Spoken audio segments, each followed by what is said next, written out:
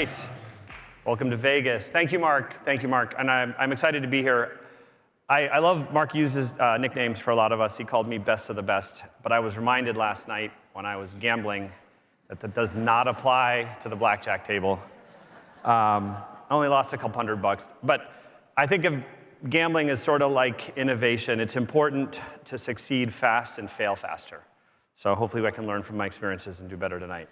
And I have more time. So anyway, I wanted to just give you a quick overview of really why we're here and where we're going. Mark has done a good job laying out sort of how we got here from a business perspective and some of the priorities for innovation we're looking at. As he mentioned, my CX journey started back in the early 2000s when I was working with a company that was developing a lot of the unstructured and omni-channel capabilities that drive CX today. And after selling that company, spending a few years at another CX company, I came here to Medallia at the beginning of this year. And a big reason why I came here is that as we've been watching the evolution of the technologies that support large language and understanding customers and understanding interactions at scale, it became clear that there is a renaissance coming in the CX space, a space that is going to be lit up by even more insights, more recommendations, more actionable capabilities with the platforms that all of us are using and have been using for the last few years. Medallia has always been a CX leader. And I think right now we have an opportunity to really propel the CX solution space into a completely new generation of value-creating capabilities. We have here, with our data and with the technology and with the teams that both you and we have developed over the years, I think a critical mass of capability to navigate pretty massive change over the next few years. And our goal is to work with you to make sure that we make these CX teams and CX technologies more impactful, more proactive, and ultimately more essential in driving business success, business outcomes, and ultimately value back to the companies that we all work for. So to talk a little bit about how we got here, I'll take a couple minutes to just sort of define how each of these innovations have built on each other over the last 10, 15 years. Most of you, certainly myself included, started working on CX by bringing in and analyzing surveys that came from solicited feedback, first relationships, then touch points, first a few, then a lot. And at the end of the day, a lot of that capability was used to first instrument and quantify essentially qualitative experiences through promotion and net promoter scores, from CSAT scores, and from a wide variety of sort of impact analysis of how people score things and what they experience and what they talk about when they analyze. Even in the early days, there was an important value to take the text of surveys and analyze it to understand the root cause of a good score or a bad score. And that capability drove disruptive change for a good chunk of the first 5 or 10 years of the CX world. But by 2015, we got to a point where most of the other actual interactions at scale were digital. People were able to collect digital signals from websites. People were able to capture information from CRM systems that contained agent notes. And most importantly, social media, which started out as really a tool for just promotion and branding, became a place where people could talk about their experiences, where they could cry for help, and ultimately where they could actually be resolving issues, working with companies. And that data became even more important to understand because social information is public, and a bad experience isn't just between a company and a customer, it's basically a public experience. So companies needed to tap into that. Pulling together that data, using, again, to Mark's point, a greater capability of natural language processing, sentiment analytics, and some of the precursor AI technologies to what we're seeing today, made it more powerful and made it more impactful, and also allowed us to tap into and close the loop with customers in different areas. But a lot of that space was defined by siloed vendors, social media engagement vendors, digital support and session vendors, vendors in the contact center that were trying to understand what was happening by analyzing agent notes or agent interactions from CRM or recording platforms. And they were not built for always on, always analysis, always closing the loop interaction. So there was still great growth. And during this time, Medallia actually built and acquired a number of the technologies and folded them into the Medallia Enterprise Cloud. So Medallia very much was at the forefront of multi-channel CX through the mid-2010s. In 2021, two things happened. The world shut down for about 2 years with COVID, and most interactions that had traditionally happened face-to-face in a retail or a branch or a franchise location were replaced with some weird combination of either hybrid experiences or virtual experiences. And I remember a study from sort of the early 2021 period from McKinsey where they pointed out that most digital investments that were made in 20 and 21 were triple the rate of the investments that have been made in the last few years. This was turning on e-commerce sites, turning on chat platforms, basically creating hybrid experiences where you could start your journey with a company online and complete it in person, typically at a drop-off point, because even during that time, a lot of people weren't going into stores or traveling or doing the kinds of things that you typically do when you're not in a lockdown situation. And that investment created an explosion of additional sources, many of them conversational in nature. So it became important to tap into conversations. The other thing, I remember several of the banks that I was working with at the time, they paused their surveys altogether. They knew they were going to get negative scores. People don't like having to be locked up at home and not being able to do business with people face to face. So it became even more essential to understand conversations at scale.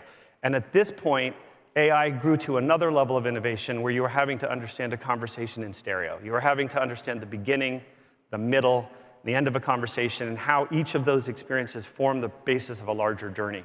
And trying to understand what a customer said, how an agent responded, how an issue was resolved, or how it ultimately was not resolved, and created additional experiences. Now, when you combine all those conversation sources, you also created a compounding effect of the customer journey, where somebody might start on one channel, hop to another, not get an issue resolved, call back later.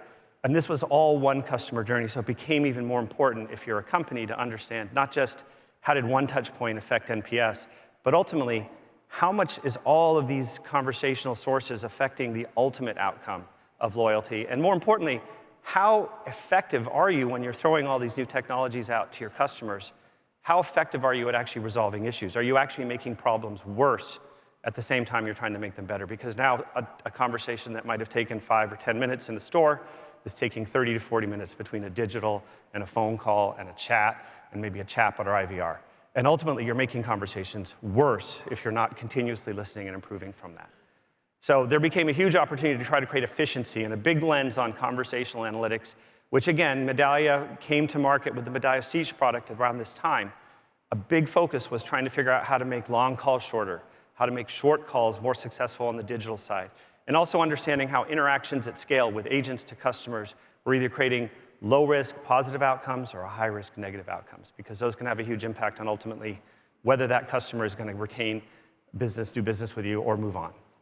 So now we're at 2025, and what's happening in 2025? Well, we've had about 2 years, really, the end of 22, early 23, since ChatGPT and the large language model vendors have come to market. And these products are literally evolving at light speed in their ability to understand, to predict, to summarize, and to recommend actions on a wide range of topics, including really all things customer experience. They don't necessarily know your business and your customers, but through creative engineering and integration of these core technologies with proprietary data in a secure environment, these things are becoming scarily good at being able to actually close the loop and support customer experience improvement in a continuous way. We aren't necessarily at a point where we're going to be using these technologies just to help improve customer experiences between customers and the company in a human-to-human way.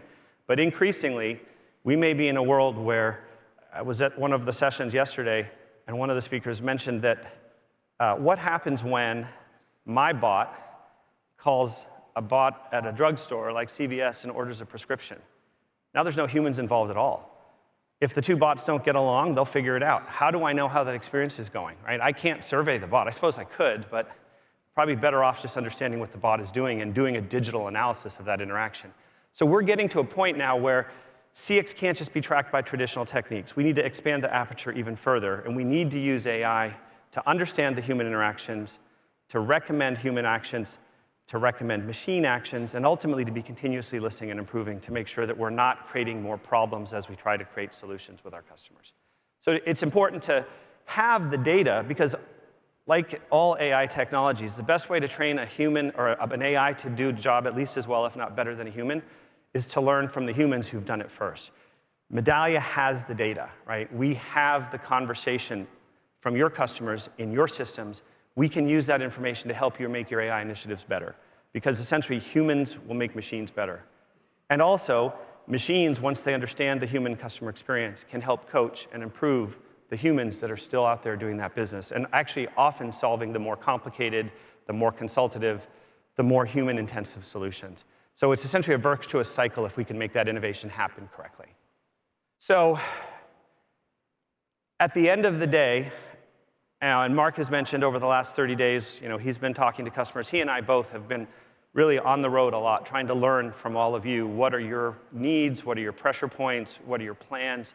And from a number of those conversations, a very consistent theme is emerging for me, and that is that we have learned that as people think about CX today, it's not just about looking at data, forming human insights in the human brain, and making decisions human to human. We have to be able to use everything that comes into these CX systems and actually make recommendations and even help you take action. So we can't be just an insights platform. We have to be an actioning platform. And that also means that we need to think about the paradigm moving beyond CX is a visualization through a dashboard. CX has to be operational. CX has to be always on. CX has to be interconnected to all the systems and processes that drive the customer experience.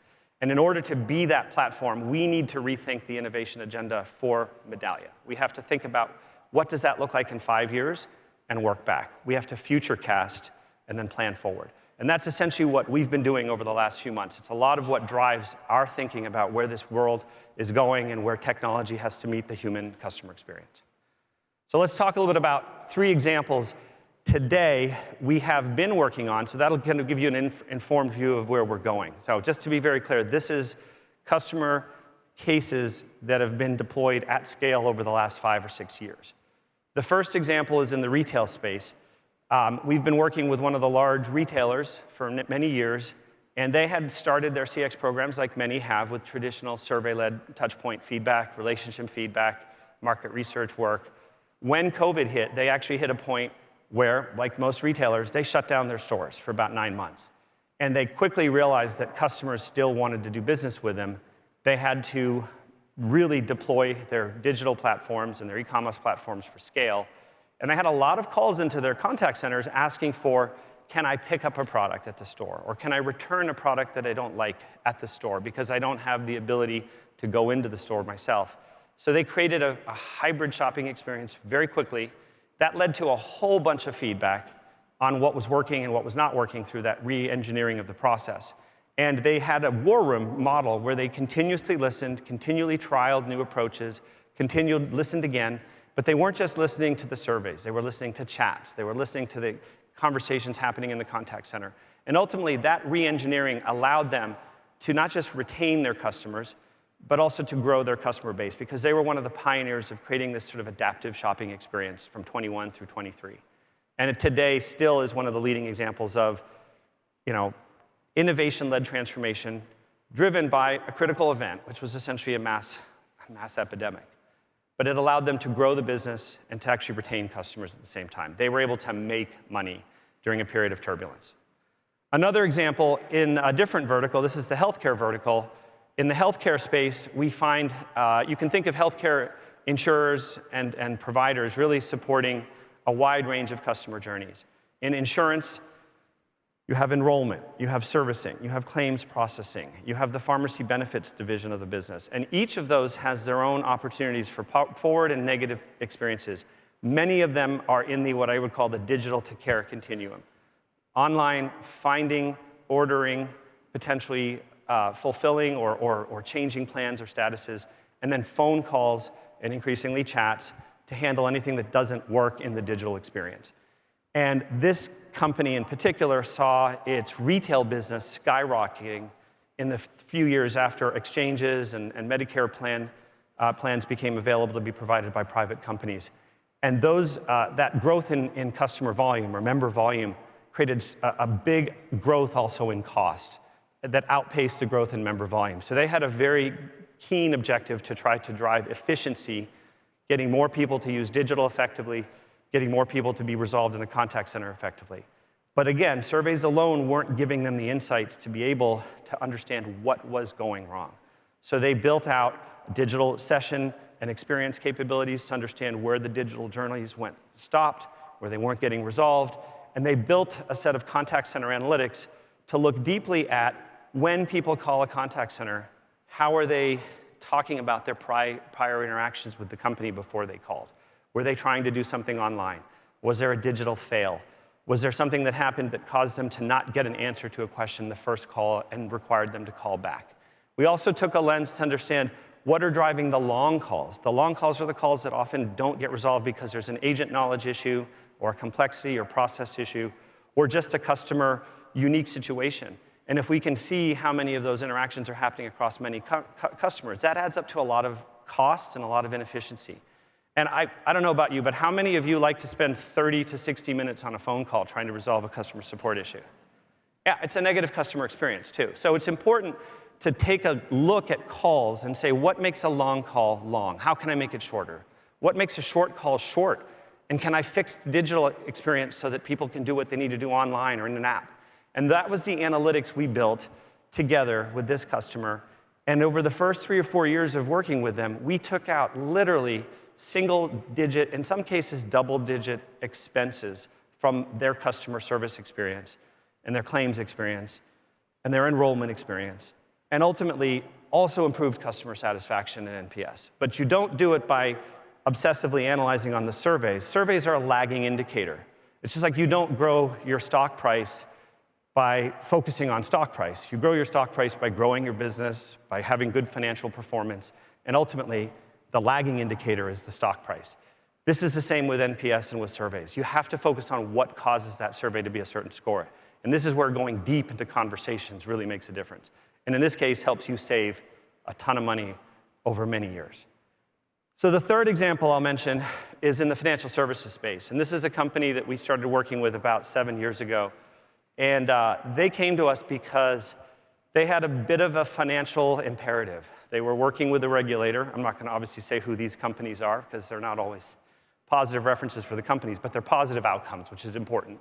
They had a financial imperative, which was a regulator had identified that they had been offering a particular insurance product to their credit card customers. But the problem was the customers didn't know that they were being signed up. This was a service fail that produced a regulatory fail, which produced a consent order that required the bank to quickly identify any customer that had ever complained about not signing up for this product and proactively communicating with them and unloading the product and giving them a refund for anything that they'd been charged up until that point. And they had basically 120 days to do it. That required us to go deep into all the contact center transcripts for the last year and look for occurrences of that particular type of complaint. It was a regulatory complaint. We surfaced the customers. They proactively reached out to those customers. They remediated the issue through a closed-loop mechanism.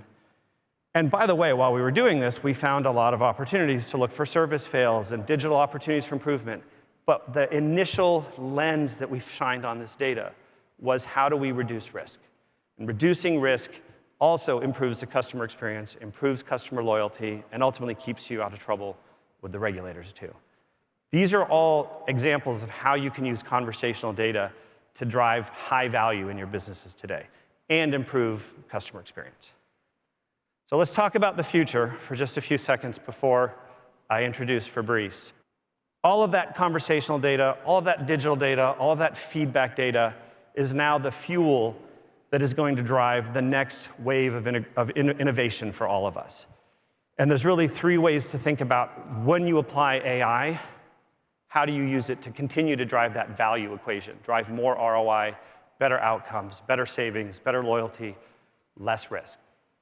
The first is, and I'm sure most of you have probably played with ChatGPT, AI is very good at analyzing a lot of data. Throw it into the system, say, find me something. Specifically, find me good outcomes I want to magnify, negative outcomes I want to fix, performance issues I want to try to identify so I can basically coach my employees or change my products or tune my marketing campaigns. Analyze is the first step. It helps you find things that you want to then drill deeper into and try to fix. And that is going to be what you'll see from Fabrice in just a second. The analysis has been turbocharged through this current generation of AI. The second and even more powerful way to use AI in this current era of large language-based AI is to actually have the AI proactively assist and create the response mechanism or action that needs to be taken so that a human, particularly for some of the high-scale interactions, can be coached to get better based on how they're performing on a call-by-call or a chat-by-chat or a service experience. And even when you're a customer, providing the messaging that you want to deliver to that customer through a smart, intelligent, recommended response.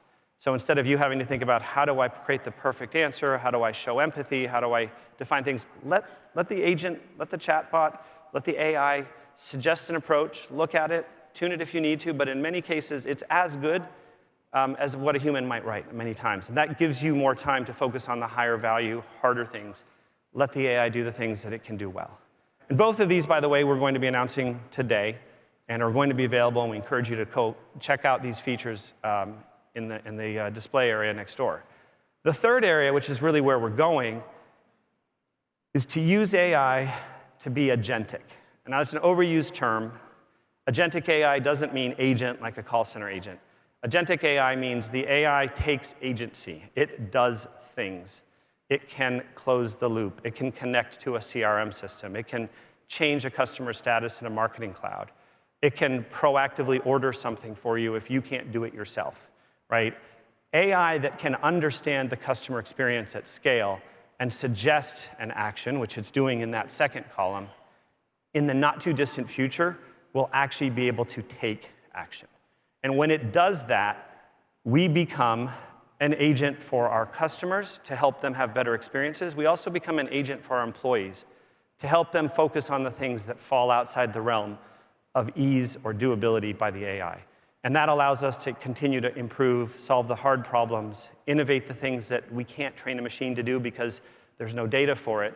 The human brain is still going to be that last mile of innovation for most of the things that go beyond what an AI can learn because it hasn't learned it yet. And when we have that capability, you're dealing with a new, truly 21st century AI market and AI capability for everybody.